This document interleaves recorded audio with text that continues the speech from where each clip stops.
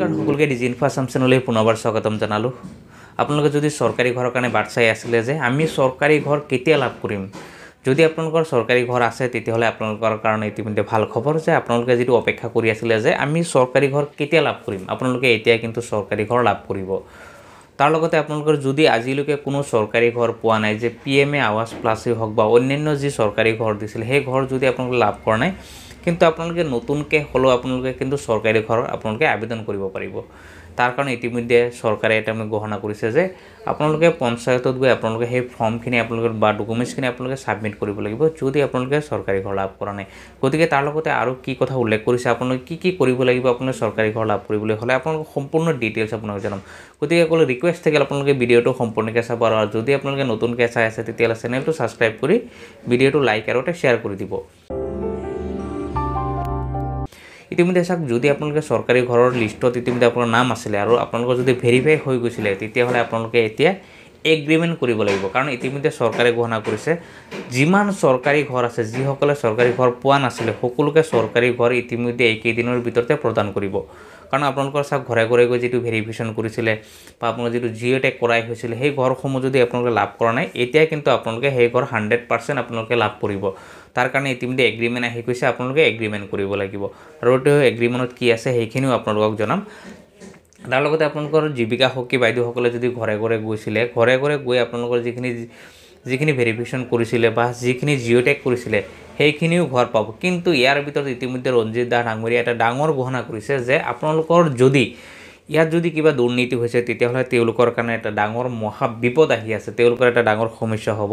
সেই বিষয়ে ইতিমধ্যে ৰঞ্জিত দাস ডাঙৰীয়াই এটা কথা উল্লেখ কৰিছে যে PMYG গৃহৰ বাবে জীৱিকা সখীয়ে যিখিনি তালিকা দিছিলে বা যিখিনি ভেৰিফিকেশ্যন কৰিছিলে, ইয়াৰ ভিতৰত চাওক, জীৱিকা সখীয়ে শৌচাগাৰ হওক, গৰু গোহালি হওক, ঘৰটোৰ মানুহৰ বুলি জিঅ'টেগ কৰি দিছিলে, এইখিনি যদি তেনেকুৱা হৈছে কিন্তু তেওঁলোকৰ এটা প্ৰব্লেম হ'ব। ইতিমধ্যে চৰকাৰে এই কথা উল্লেখ কৰিছে।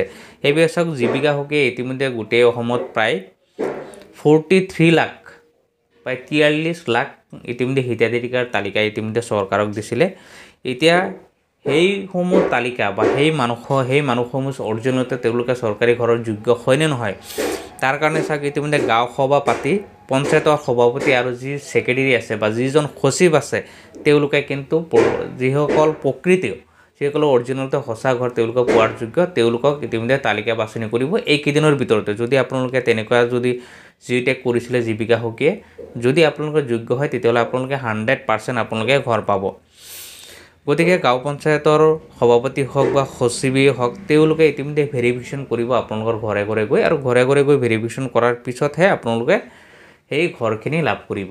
তাৰপিছত যদি ইতিমধ্যে ভেৰিফিকেশ্যন হৈছে বা যিখিনি জিঅ'টেগ আগৰ পৰাই হৈ আছিলে সেইখিনিও যদি আপোনালোকে ঘৰ লাভ কৰিব বিচাৰে তেতিয়াহ'লে আপোনালোকে ইতিমধ্যে এইটো যি এফিডেভিট আছে বা যিটো আপোনাৰ এগ্ৰিমেণ্ট আছে, এগ্ৰিমেণ্টটো আপোনালোকে দিব লাগিব, জমা দিব লাগিব। তাৰপিছতহে আপোনালোকে এই ঘৰটো পাব।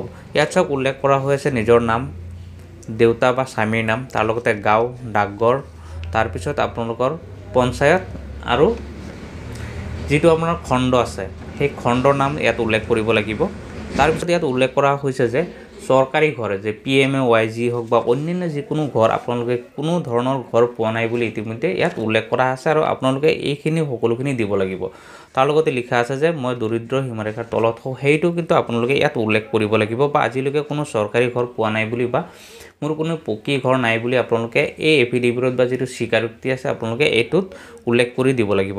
তাৰ লগতে আপোনালোকৰ যদি জব কাৰ্ড আছে আপোনাৰ জব কাৰ্ডটোও দিব লাগিব, আৰু জব কাৰ্ড নাই যদি আপোনালোকে ইয়াতে লিখি দিব লাগিব জব কাৰ্ড নাই বুলি, বা জব কাৰ্ড আছে যদি আপোনালোকে জব কাৰ্ডৰ নাম্বাৰটো বহাই দিব লাগিব। তাৰপিছত চাওক, যিটো আৱাস প্লাছৰ যিটো চিৰিয়েল নম্বৰ আছে বা যিটো ID নম্বৰ আছে, আপোনালোকে এই ID নম্বৰ বা চিৰিয়েল নম্বৰটো আপোনালোকে বহাব লাগিব, আৰু সেইটো আপোনালোকে অনলাইনত পাই যাব।